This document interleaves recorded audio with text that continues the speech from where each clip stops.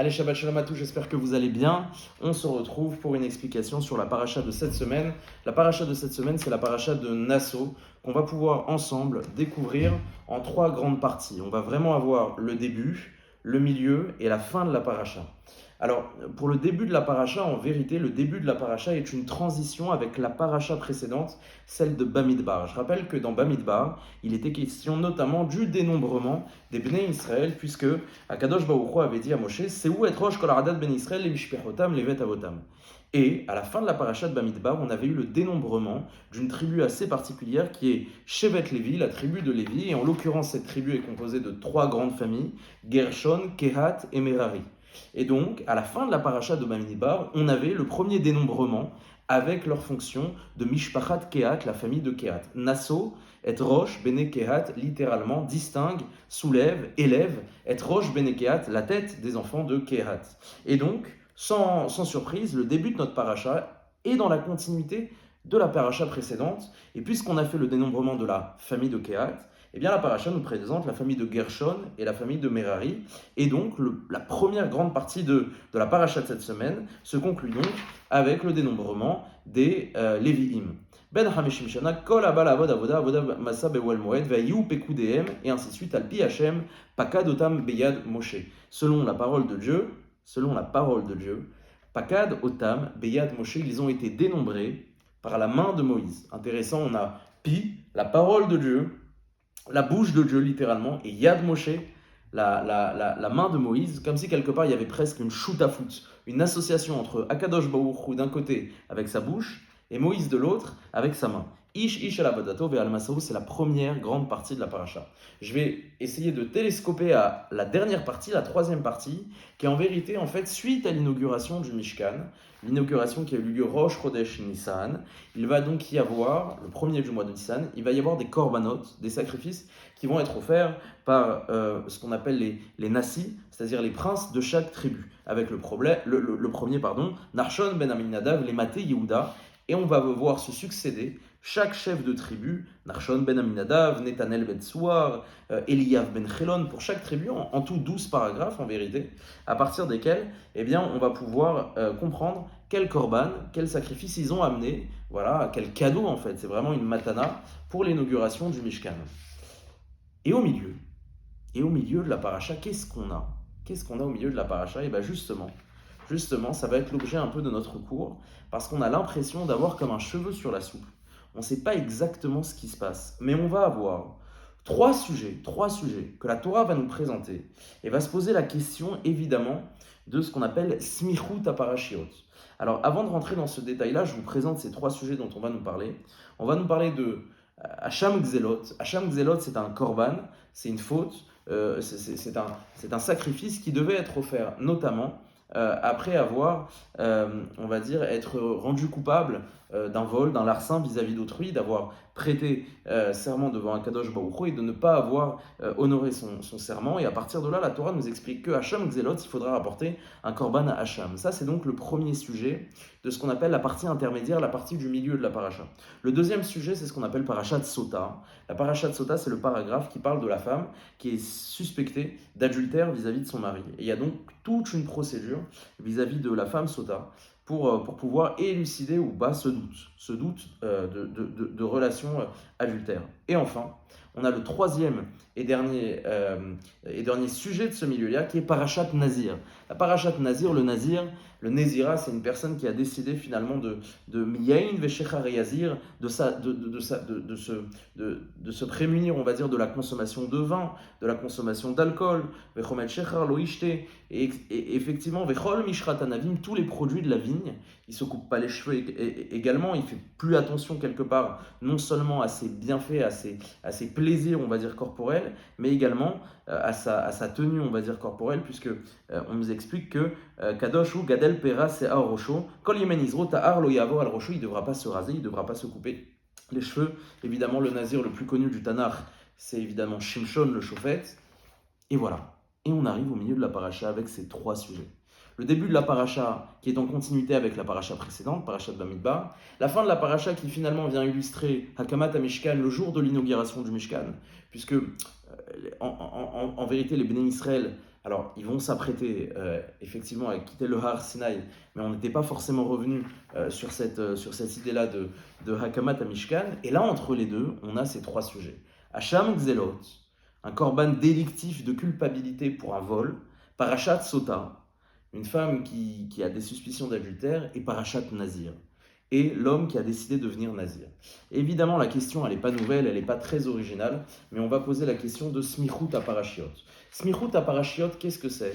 C'est l'étude de la Torah, enfin, c'est une technique d'étude qui consiste à comprendre pourquoi tels sujets ont été juxtaposés l'un à l'autre. Et souvent, Rashi, le premier, va poser la question, Laman, Ismecha, Parashat Amenorah et Parashat Anesim. Il va souvent poser la question de cette manière, Laman, Ismecha, pourquoi elles sont smuchot, pourquoi elles sont liées, pourquoi il y a ce qu'on appelle une smichut, une connexion entre ces deux sujets-là. Et ça va être un peu l'objet du shiur, parce qu'on va le comprendre ensemble que ici, il y a quelque chose de très perturbant finalement sur la compréhension de chacun des sujets et la continuité dans le texte. Quel rapport entre le Hacham Gzelot, Parashat Sota, Parashat Nazir? On a l'impression qu'on a pris trois sujets comme ça, on les a placés ici parce qu'il n'y avait pas la place, Chas Shalom, et qu'il fallait se débrouiller avec. On va donc poser la question de Smichut à Parashiot.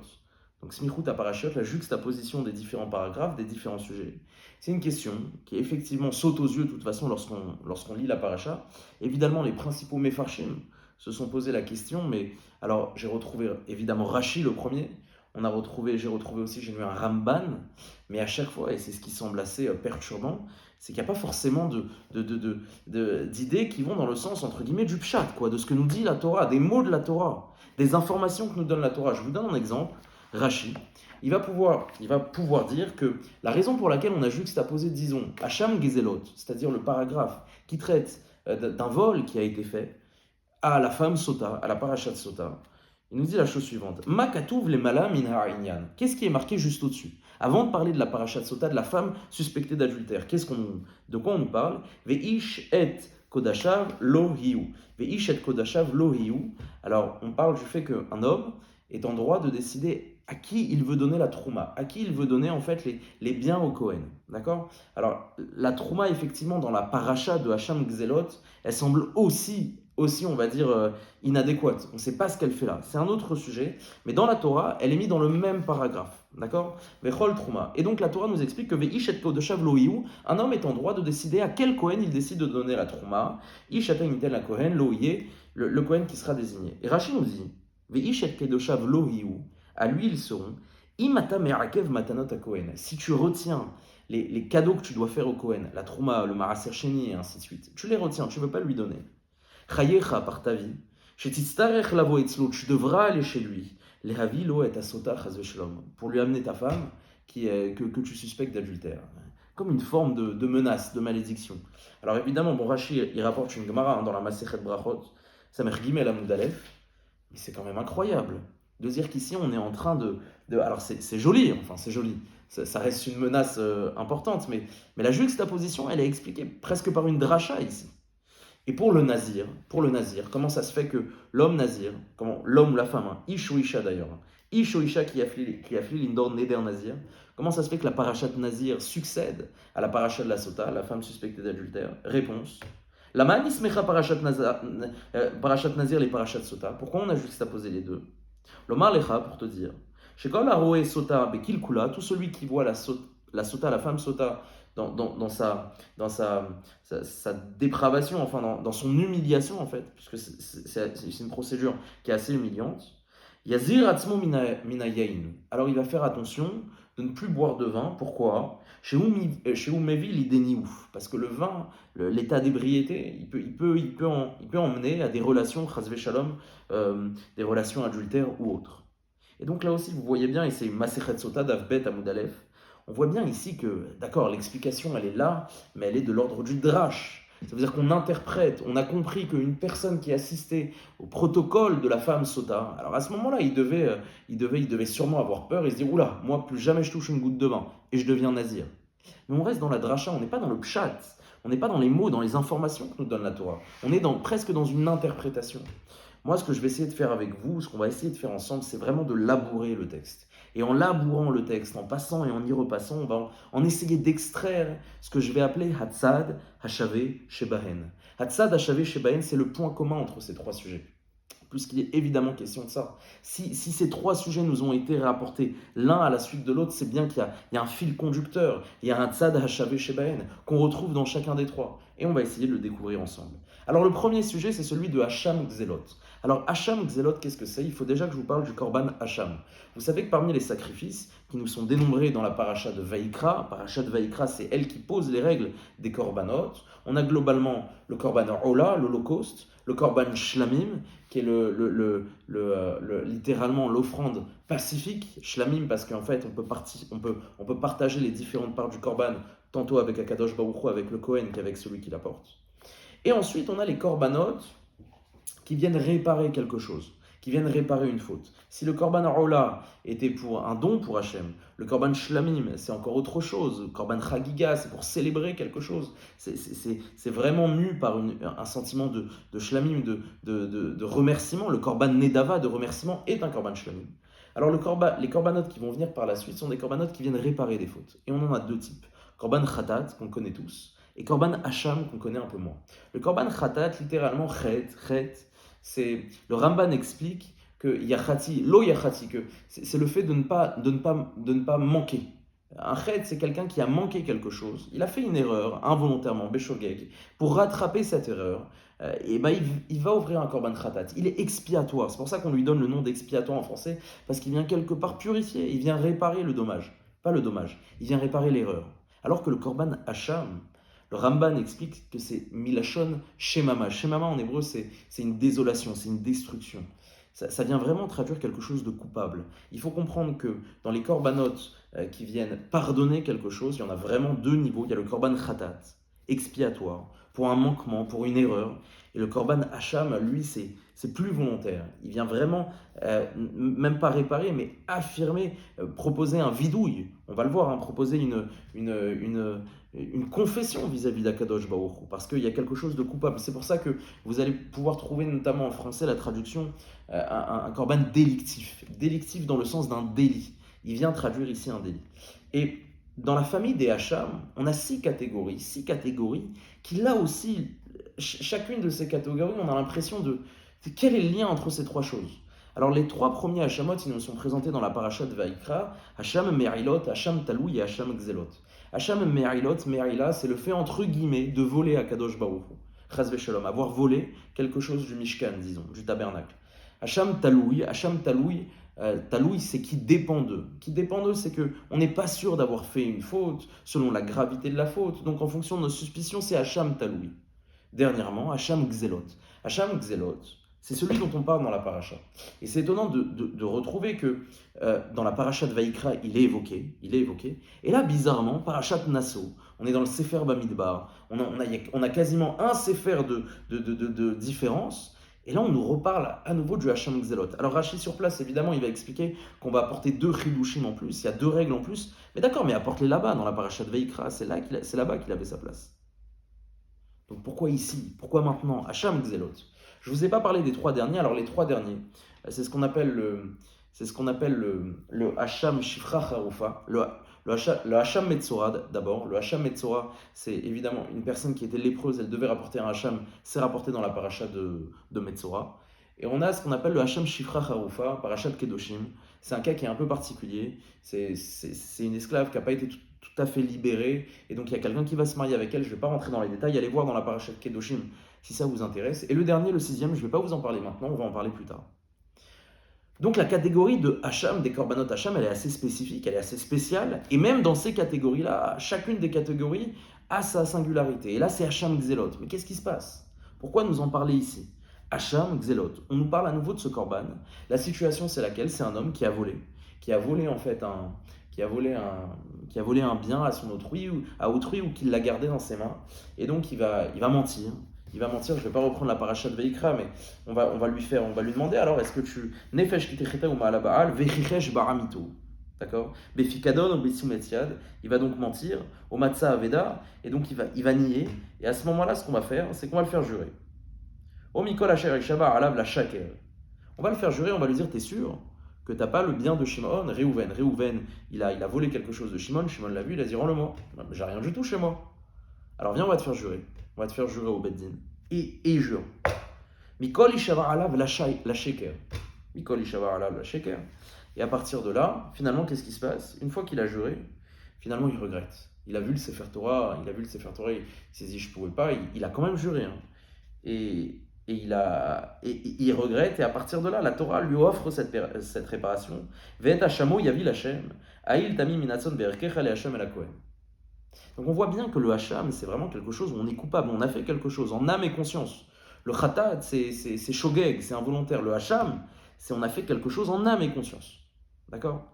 Mais pourquoi le hacham xelot? Pourquoi maintenant? Pourquoi pas nous parler, quitte à nous parler du korban hacham? Parle-nous du hacham me'arilot. Hacham me'arilot, celui qui a volé du Ekdesh, quelque chose qui était consacré. Parle-nous du hacham taloui. Hacham taloui, vélo, yada Hachem, une personne qui ne sait pas. Parle-nous du hacham shifra haoufa, hacham metzora. Pourquoi le hacham xelot maintenant? Première question. Alors la deuxième analyse, c'est Parashat Sota.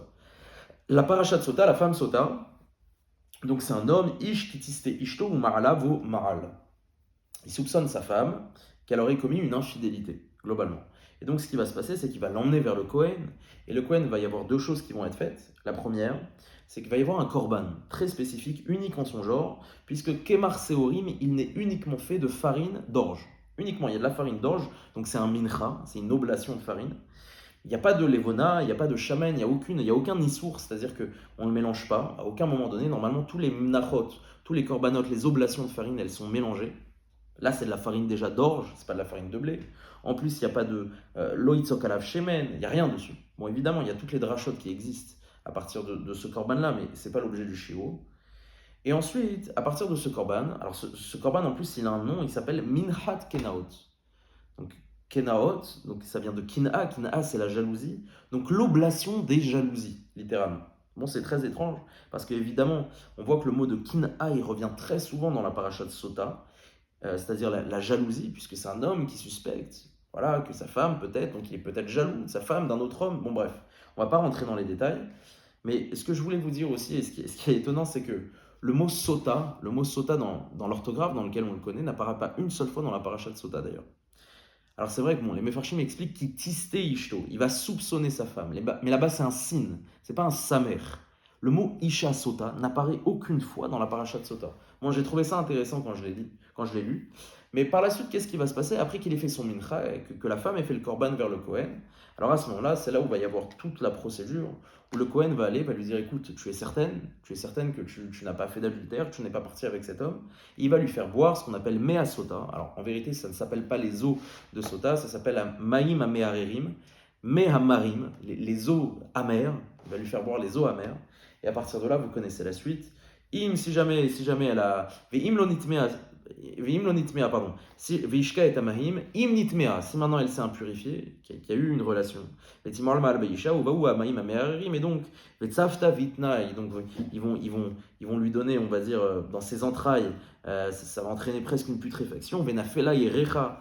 Elle va complètement tomber, et ainsi de suite. Ve'im lo nitmea isha. Par contre, si jamais elle n'avait rien fait du tout, et que la suspicion ne s'est pas avérée vraie, alors au Théoraï, elle est Théora, Veniketa Venizrea Zara, et elle aura beaucoup d'enfants, Baruch Hashem. Bon, là aussi, c'est toute une sougia en soi, elle aura beaucoup d'enfants. Quoi, un homme, il va repartir avec sa femme Sota, et bon, c'est une autre sougia, c'est autre chose. Il faudra qu'on en rediscute à un autre moment, mais là aussi, ok, qu'est-ce qui se passe? Pourquoi?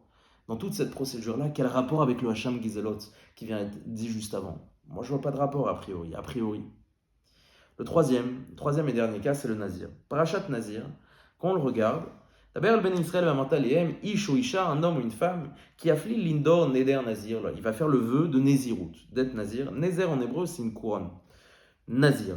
Les Hazir Lachem, alors qu'est-ce que ça veut dire? Nazir, la Torah nous le définit. Mais Yain Veshechar, il ne devra pas prendre de vin, comme je vous l'ai expliqué. Il y a quelque chose d'assez étonnant dans la présentation de la Parashat Nazir, c'est qu'au lieu de nous parler du processus normal, on nous parle d'abord du processus anormal.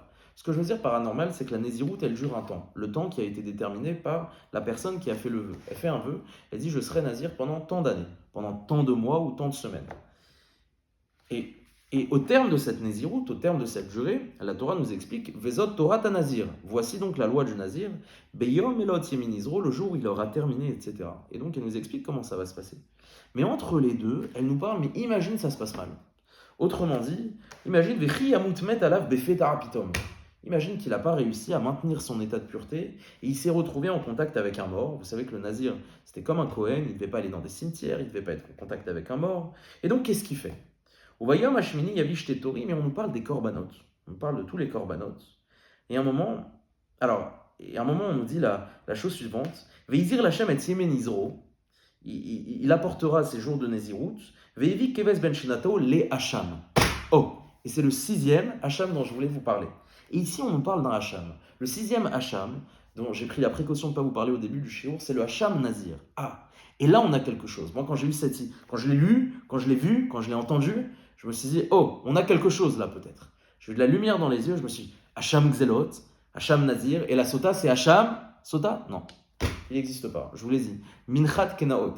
La seule chose qu'on a, c'est une Minchat Kenaot.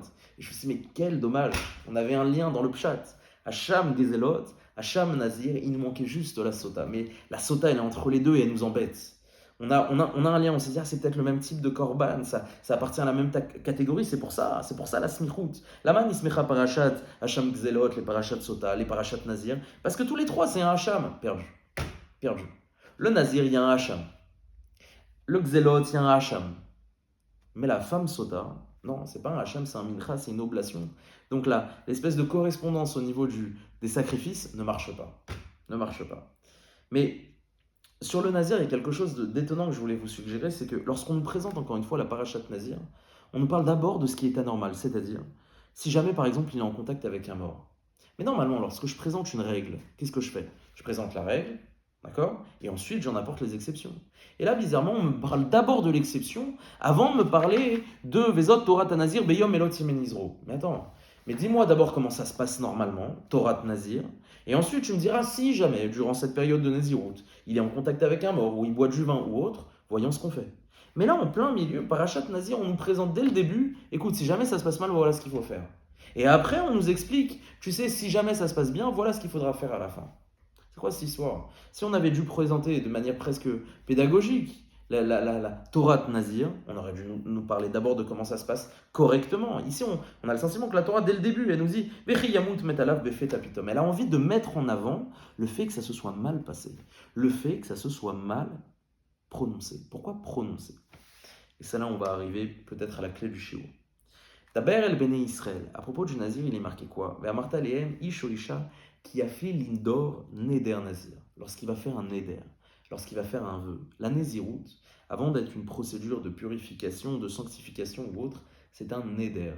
C'est un neder, c'est un vœu, c'est une joie. C'est presque un serment que fait l'homme ou la femme vis-à-vis d'Akadosh Baruch Hu. Pourquoi je vous parle de ça? Parce que si on regarde le texte de la Sota, qu'est-ce qu'il nous présente dans la procédure? L'homme, il amène sa femme. La femme, elle offre le minchat kenaot, ou du moins c'est le Kohen qui l'offre. Et ensuite, la Torah nous explique que le Kohen va faire jurer à la femme Sota si elle a fait ou pas. Il y a 2 reprises, il va nous le souligner. Ve'yishbi'a ota ha-Kohen ve'amar el ha-isha. Et il fera jurer la femme en lui disant, et la Torah répète à nouveau, Ve'yishbi'a ha-Kohen et ha-isha bishvuat ha'ala, avec un serment de malédiction. Il lui dit, tu sais, fais attention, iten hashamotecha le'ala vilishvoa betoch hamer. Si jamais t'as fauté, voilà ce qui se passera. Là aussi, c'est une joie. Et le Hacham Gzelot alors? Le Hacham Gzelot. Mais le Hacham Gzelot, de quoi on a parlé? Quelle est la situation du Hacham Gzelot parmi toutes les autres Hachamot? C'est un cas, encore une fois, où une personne, elle a eu un bien financier ou autre, et on l'a amené, qu'est-ce que je vous ai dit? Au Beddin. On l'a amené au Beddin, il a juré, la sheker. Il a fait un faux serment. Et après, il s'est repenti. D'accord, pas de problème. Chazak ou Baruch, on accepte, c'est Hacham Gzelot. Mais c'est passé par une joie de sheker. Le Hacham n'est une joie de sheker précisément parce qu'il y a eu un chet, il y a eu une faute déjà, il a volé son prochain. Mais surtout parce qu'il a fait une joie de sheker.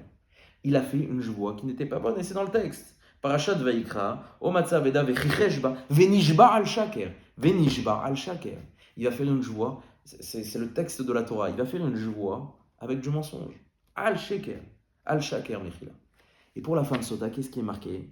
Veishbia ota kohen ve'amar el haisha. Et une femme sota, en fait, quand ça se passe mal, finalement, c'est le cas de quoi? C'est une joie de sheker. C'est une joie de sheker. Elle a simplement juré en vain. Elle a simplement juré en vain. Alors évidemment, il y a eu le cas d'adultère, mais un cas d'adultère avéré, où il n'y a pas de suspicion, c'est une autre sanction dont je ne vais pas parler ici. Mais tout l'enjeu de sota, c'est quoi? C'est indigne de joie de sheker. Zé joie de sheker, sota. C'est pour ça que ça se passe. In c'est Torah de Vadaï. Si c'est Vadaï, c'est l'autre Torah de Sota. Si c'est Vadaï, c'est une autre Torah, c'est un autre din, c'est un autre statut. Alors, le Torah de Sota, elle repose sur une joie. Il y a eu une joie de Sheker. Effectivement, il y a eu znout, il y a eu un adultère, il y a eu une herva, pas de problème. Aval, la racine, le yesod de la Sota, c'est une joie de Sheker. Et le Nazir. Qu'est-ce que je vous ai dit à propos du Nazir? Que bizarrement, la Torah, elle nous présente d'abord comment ça s'est mal passé, avant de nous dire comment ça s'est bien passé. Mais le Nazir, qui afflige l'indor le neder. On parle aussi là aussi d'un neder, d'une joie, d'un serment, d'un vœu. Mahatzad Hashave Shebain. C'est quoi le point commun entre ces trois? C'est peut-être que les trois évoquent une idée de joie de sheker. C'est que dans ces trois situations, à un moment donné, Bepshat, je ne suis pas dans l'interprétation, je suis dans les mots de la Torah, je suis dans la procédure de la Torah, ce que la Torah nous décrit. Hacham Gzelot, on a vu Venishba la sheker. On a vu pour la femme Sota, Veishbia Ota Kohen, je vois sheker. On a vu pour le Nazir, Vechiyamut Metalav, il devra offrir un Hacham. Pourquoi? Parce que c'est une joie de sheker. Il a dit qu'il serait Nazir, et total, il s'est retrouvé en contact avec un mort. Ça y est, c'est foutu, c'est terminé pour toi? Non? Vehizir l'Hachem, et Yemenizro, Vevit Keves Ben Shnato, le Hacham. Et c'est à ce moment-là où il devra apporter le Hacham. Vayamim Arishonim Ipelu. Les premiers jours qu'il a compté en tant que Nézirut, ça marche plus. Qui t'amène Isro? Parce qu'il s'est rendu tamé en tant que qui t'amène Isro, il a impurifié. Il a impurifié sa Nézirut. Je vois de Sheker. Mahatzad Hashabe Shebain, c'est quoi le point commun? Al-Bipshat Apashut entre ces trois paragraphes. Zé Jvoat Sheker. Hacham Gzelot, Parashat Sota, Parashat Nazir. Jvoat Sheker. Baruch Hashem. Baruch Hashem. Alors à partir de là, maintenant, il va falloir essayer de comprendre pourquoi. Pourquoi à ce moment précisément de la Torah? Pourquoi au moment de Hakamat HaMishkan? Pourquoi au moment de l'inauguration du Mishkan? Avant que les Nessim y viennent et ils apportent des sacrifices, pourquoi Moshe Rabbeinu insiste sur cette notion de Jvoat Sheker? Attention à vous. Attention à ce que votre parole est aussi de l'importance. Elle doit avoir de l'importance. Qu'est-ce qui se passe ici? Et là, on va forcément rentrer dans la dracha. Mais c'est pour ça que le cours, il s'intitule presque Débrouillez-vous. Débrouillez-vous parce que c'est à vous de trouver la dracha. Moi, je suis dans le laboratoire, j'ai les mots de la Torah, je vous ai extrait le pshat, à vous d'en faire des drachot. À vous d'en faire des drachot. Pourquoi il a fallu que Moshe Rabbeinu, il insiste sur le inyan de joie de sheker à travers le Hacham Gzelot, à travers Parashat Sota, à travers Parashat Nazir? Alors vous allez me dire, il aurait pu dire simplement, je vois de sheker, c'est interdit, c'est assourd. Bon, Baruch Hashem, on a des cas d'illustration. Les cas d'illustration de la Torah concrètement, où il est question de joie de sheker. Mais pourquoi il fallait à ce moment-là que ça se passe? Alors peut-être une idée comme ça, mais c'est de la dracha, et ça j'en conviens, peut-être de dire que avant l'inauguration du Mishkan, au moment de l'inauguration du Mishkan, Shalema Farim Sefatenu, comprendre que la parole a autant d'importance que les sacrifices qu'on va apporter. Et d'ailleurs, ce qui va suivre, c'est précisément les korbanot de Nessim, c'est-à-dire les sacrifices de chacun des chefs de tribu. Plus que les offrandes, plus que nos actes, le Kadosh Baruch Hu, il souhaite l'intégrité de notre parole. Je vois de sheker, à quel point le fait quelle répercussion ça peut avoir vis-à-vis de notre rapport à Kadosh Baruch Hu. Mais on est dans la dracha, et ça je vous laisse vous débrouiller. Pourquoi Moshe Rabbeinu, à ce moment-là, le Pipshat Apashut, il nous a pris trois situations où Ma'atzad Hasheve Shebain, je vois de sheker. Pourquoi il a fallu insister sur cette notion-là? Alors j'ai peut-être trouvé un indice aussi. Un autre indice où on parle de Hafarat Nedarim. Précisément un moment où quelqu'un il vient casser le neder d'une personne, c'est dans la Parashat Matot. Au début de la Parashat Matot, on parle de Hafarat Nedarim, et bizarrement, la Parashat Matot, elle commence là où se terminent les korbanot vis-à-vis des fêtes. Donc c'est très étrange parce que il semblerait qu'à chaque fois qu'on parle du culte sacrificiel, il y a une importance à la parole qui est donnée. Comme si Akadosh Baruch Hu est en train de nous dire, le sacrifice, c'est pas le but, c'est le moyen. Le moyen de quoi? Le moyen de te faire parler. Le moyen d'honorer ta parole. Le moyen de faire en sorte que ceux qui ont dit Naase Venishma, ceux qui ont dit Torah Tzivalanu Moshe Moracha Keilat Yaakov, puissent honorer leur parole. Le sacrifice n'est pas le but, c'est un moyen, et le but c'est la parole. Le but c'est l'engagement dans la parole. Être capable de tenir sa parole. Alors voilà comment on a essayé ensemble de décortiquer dans le texte le milieu de ce milieu de paracha qui semble si obscur. Le début on l'a vu dans la continuité de la paracha précédente. La fin, on l'a vu, elle amorce la Hakamat Mishkan. Et au milieu, Hacham Gzelot, Sota, Nazir. Et on s'est dit, bah tiens, étudions le texte, de quoi est-il question? Mahatzad Hashem Sheben, quel est le point commun? Le point commun qui ressort de manière proéminente dans le Pshat. Évidemment qu'il y en a d'autres, vous allez en trouver, Alpi Dracha. Il y en a d'autres. L'Alpi Dracha, on peut faire toutes les drachot. Ce qu'a fait Rashi le premier en rapportant la Gemara. En disant, et si jamais tu fais pas ça, voilà ce qui t'arrivera. Mais Alpi Pshat, je vois le Sheker, le serment qui a été fait en vain. Pas en vain, mensonger, un serment mensonger. Et à partir de là, on a compris que peut-être Moshe Rabbeinu avait voulu insister sur l'importance de la parole avant l'importance des sacrifices. Que le véritable sacrifice de chacun d'entre nous, ça puisse être de tenir sa parole. Shabbat shalom à tous et à la semaine prochaine.